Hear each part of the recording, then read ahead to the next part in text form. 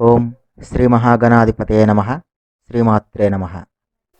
Hi friends, ఈ వీడియోలో మనం ఆంజనేయుడు ఎవరు, ఆయనని మనం ఎందుకు పూజించాలి అన్న విషయాన్ని గురించి చెప్పుకుందాం. అంజనాః ఆపత్యం పుమాన్ ఇది ఆంజనేయః. అంజనాదేవి కుమారుడు కావడం వల్ల ఆయనకి ఆంజనేయుడు అని పేరు. ఒక సందర్భంలో ఆంజనేయుడు ఇంద్రుడి వజ్రాయుధం దెబ్బ తగిలి మేరు పర్వతంపై పడి దవడ పగలగొట్టుకోవడం వల్ల ఆయనకి హనుమంతుడు అనే పేరు వచ్చింది. ఆంజనేయం మహావీరం బ్రహ్మ విష్ణు శివాత్మకం బాలార్క సదృశాభాసం రామదూతం నమామ్యహం. ఆంజనేయుడు గొప్ప వీరుడు. ఇక్కడ వీరుడు అంటే బ్రహ్మవేత్త అని అర్థం. సృష్టి స్థితి లయకారణ తత్వములైన బ్రహ్మ విష్ణు శివ అంశాలు కలవాడు కావడం వల్ల త్రిమూర్త్యాత్మకుడు. ఆయన పొడుస్తున్నటువంటి పొద్దులాగా ఎర్రని కాంతిని కలవాడు. ఆయన రామదూత.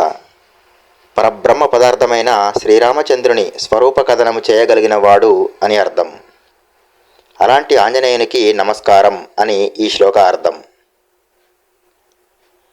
యత్రాస్తి భోగో నహి తత్ర మోక్షః, యత్రాస్తి మోక్షో నహి తత్ర భోగః. శ్రీ మారుతే సేవన తత్పరానాం భోగశ్చ మోక్షశ్చ కరస్థ ఏవ.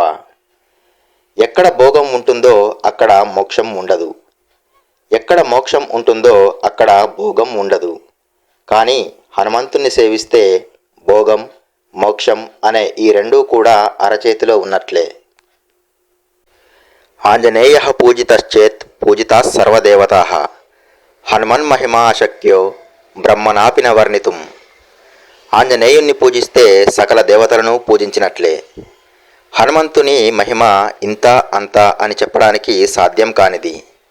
హనుమంతుని మహిమను బ్రహ్మ కూడా వర్ణించలేడు అని ఈ శ్లోకార్థం. బుద్ధిర్బలం యశోధైర్యం నిర్భయత్వమరోగత అజాడ్యం వాక్పటుత్వం చ హనుమత్ స్మరణాత్ భవేత్.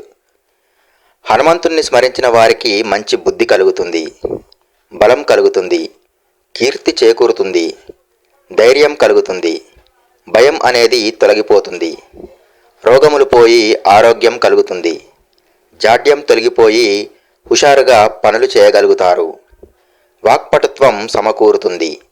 కాబట్టి హనుమంతుణ్ణి స్మరించడం పూజించడం ఇహపర సాధకం.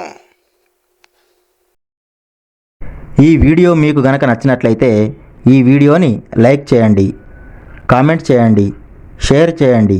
అలాగే మా ఛానల్ని సబ్స్క్రైబ్ చేసుకుని పక్కనే ఉన్నటువంటి బెల్ సింబల్ని నొక్కి ఆల్ అనే ఆప్షన్ని ఎంచుకోండి.